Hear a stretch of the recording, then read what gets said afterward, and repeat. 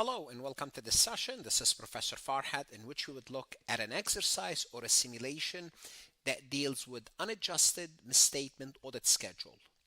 This simulation. Hello and welcome to this session. This is Professor Farhat, in which we would look at a CPA exam simulation that deals with unadjusted misstatement audit schedule. Now, you might see this type of a simulation on the audit exam. Nevertheless, this is an audit simulation. It's based on FAR, financial accounting reporting. You will see it's basic FAR, nevertheless, it's basic financial accounting information. And this is an opportunity for you to remind you, if you are taking the audit exam before you take FAR, not a good idea, because on the exam you might see a simulation that looks like this one. Let's go ahead and see what we are giving. Before we proceed any further, I have a public announcement about my company, farhatlectures.com. Most students and CPA candidates struggle not because audit is too hard, but because it's taught fast and the logic behind the procedure isn't explained clearly. Then everything feels disconnected.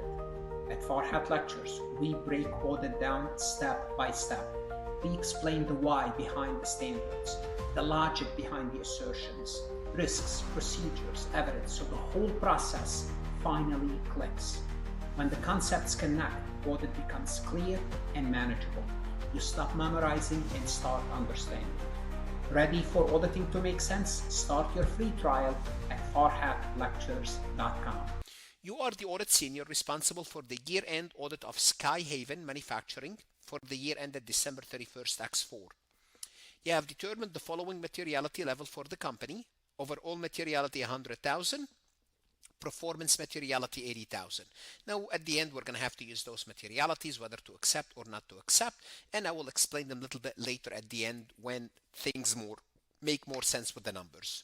While reviewing the year-end work papers, you identified the following uncorrected items. So the first item you identified: Skyhaven did not accrue performance bonus earned by senior management during the year. The bonus total 140,000 will be paid in February X5.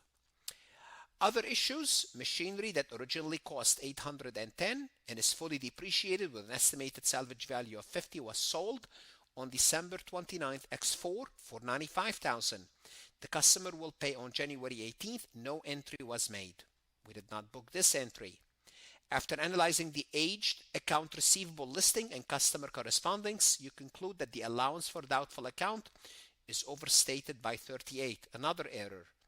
In December X4, Skyhaven incurred 61,000 of routine maintenance cost on production equipment.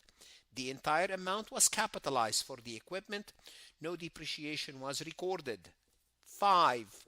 Advertising and promotional cost of 57,000 were recorded as cost of goods sold rather than a marketing expense. On December 28th, computer servers costing 26,000 were shipped FOB shipping point to Skyhaven.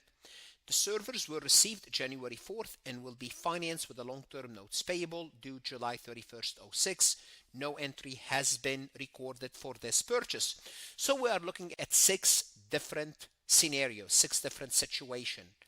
Required: complete the provided unadjusted misstatement audit schedule for each item. Show overstatements as positive and understatements as negative. If an item has no effect, enter 0. Using your unadjusted misstatement schedule and the materiality level provided, which as we saw earlier, select one conclusion from the drop-down menu style list below regarding the financial statement. So we have to determine whether they are materially misstated because the misstatement exceeds overall materiality, materially misstated because the misstatement exceeds performance materiality, not materially misstated for the same reason, because they don't exceed the overall materiality, they don't exceed the performance materiality. And on the CPA exam, you would see something like this.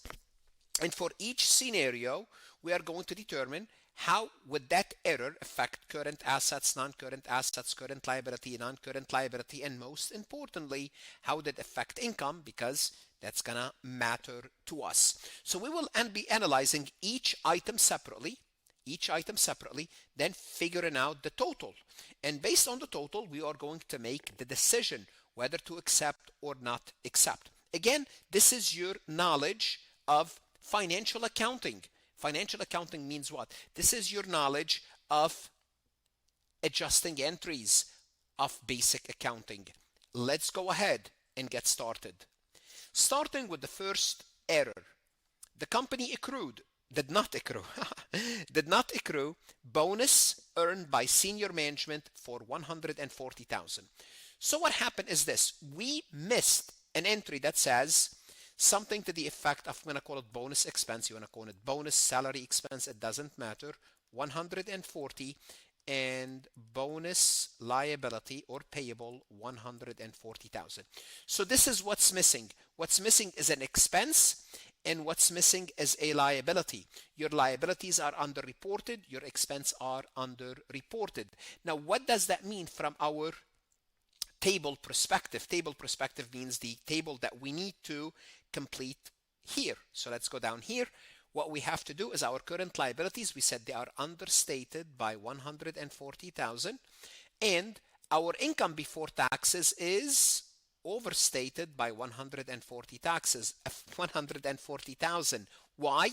Because our expenses, our bonus expenses, are underreported. When your bonus expense, when an expense is underreported, income will go up. So the effect is your income is higher by 140,000.